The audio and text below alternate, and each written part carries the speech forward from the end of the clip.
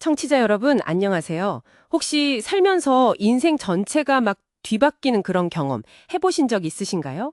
오늘은 보내주신 말씀 자료 하나를 가지고, 그런 아주 극적인 변화를 겪은 한 인물의 그 초기 여정, 그 내면을 한번 따라가 보려고 합니다. 네, 바로 사울이라는 인물이죠. 나중에 바울로 더 잘 알려지게 된. 이 말씀 자료는 사도행전 9장을 배경으로 한 묵상 내용인데요.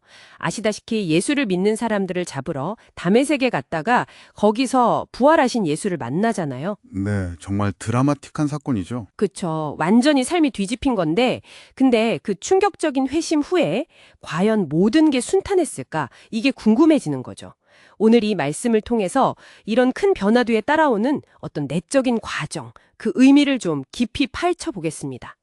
자, 한번 들어가 볼까요? 우선 이 말씀을 보면 사울이 회심하자마자 거의 즉시 회당으로 가요. 가서 예수가 하나님의 아들이다 이렇게 선포하기 시작했다는 거죠.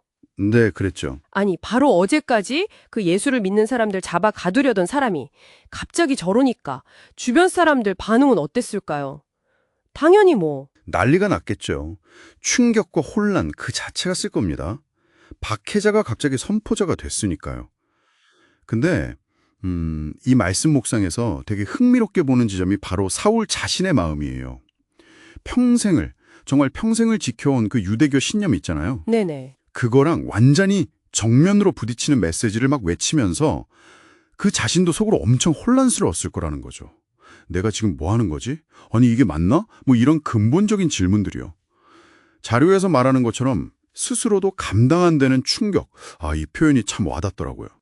듣고 보니까 그렇겠네요. 밖에서 보는 시선도 시선이지만 자기 안에서도 엄청난 폭풍이 몰아쳤겠군요. 그렇죠. 그래서 바로 다음 행보가 나오는 건가요? 네, 이 말씀은 그 지점을 딱 짚어요. 그래서 사울이 잠시 다메섹을 떠나서 아라비아로 갔다고 하죠. 갈라디아서에 보면 그 기간이 나오는데 무려 3년이에요, 3년. 3년이요. 와, 생각보다 기네요. 네. 근데 이게 그냥 도망가거나 쉬러 간 게 아니라는 게 중요해요. 이 말씀은 그 시간을 앞으로 그럼 어떻게 살아야 하지?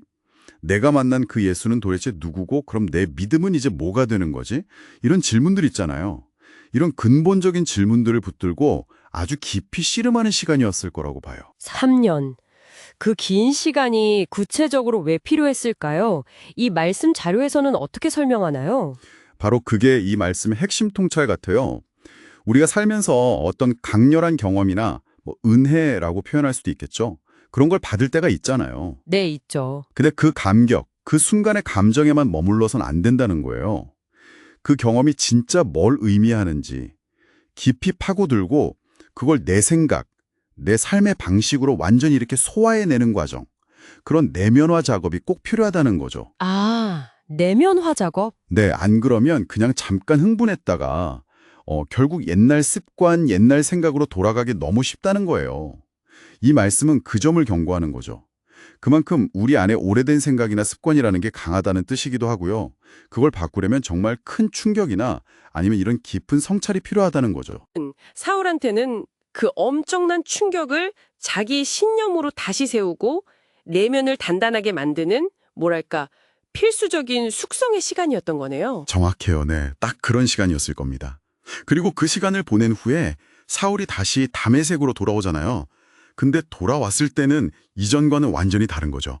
훨씬 더 확신에 차 있어요. 어떻게 달라졌나요? 단순히 예수가 하나님의 아들이다.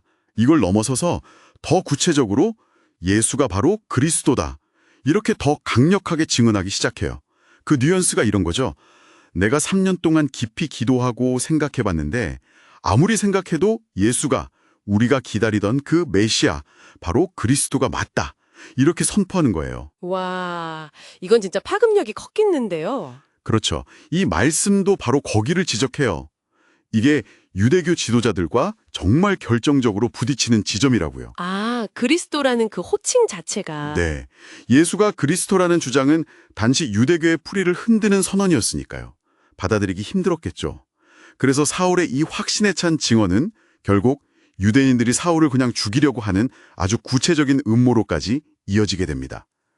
상황이 정말 위험해진 거죠. 결국 그 유명한 장면이 나오죠. 제자들이 밤에 몰래 광주리에 사울을 담아서 성벽으로 내려보내서 탈출시키는 정말 극적인 장면이에요. 네, 맞아요. 이 말씀 자료에서도 그 이야기가 고린도후서에도 나온다는 점, 그리고 또 그 당시 다메섹을 다스리던 아레타 왕의 어떤 정치적인 배경까지 이렇게 연결해서 설명해 주니까 훨씬 입체적으로 다가오더라고요. 그렇죠.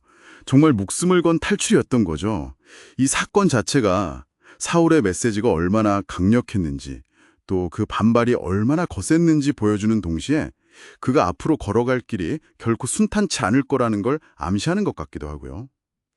오늘 이 말씀 묵상을 쭉 따라오면서 보니까 사울의 그 놀라운 회심 사건 자체도 중요하지만 어쩌면 그 이후의 과정이 정말 중요했구나 싶어요. 즉각적으로 반응하고 행동했지만 또 바로 이어서 깊이 성찰하는 시간을 가졌고 네, 그리고 더 단단해진 확신을 가지고 다시 세상에 나섰을 때 또 엄청난 저항과 위협에 부딪히고 이 모든 단계가 다 필요했던 거네요. 한 사람의 삶이 진짜 근본적으로 변하려면요. 맞습니다. 이 말씀이 결국 우리에게도 똑같은 질문을 던지는 것 같아요. 우리 삶에 찾아오는 어떤 깨달음의 순간들, 아니면 변화의 계기들 있잖아요. 그 은혜라고 부를 수 있는 순간들을 우리는 어떻게 다루고 있나? 그냥 잠시 스쳐가는 감정으로 흘려보내지 않고 정말 시간을 들여서 깊이 생각해보고, 그래서 내 삶의 방향을 바꾸는 어떤 동력으로 삼고 있는지 돌아보게 만드는 거죠.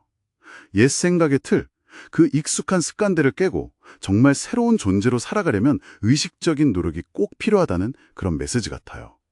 그렇다면 마지막으로 청취자 여러분께 이 질문을 한번 던져보고 싶네요.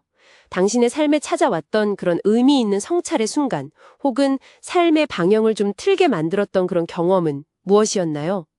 혹시 그 경험을 충분히 내 안에서 숙성시키고 내면화할 그런 아라비아에서의 시간을 갖지 못한 채 그냥 바쁜 일상에 휩쓸려 가고 있지는 않은지 잠시 멈춰서 한번 생각해 보시는 건 어떨까요?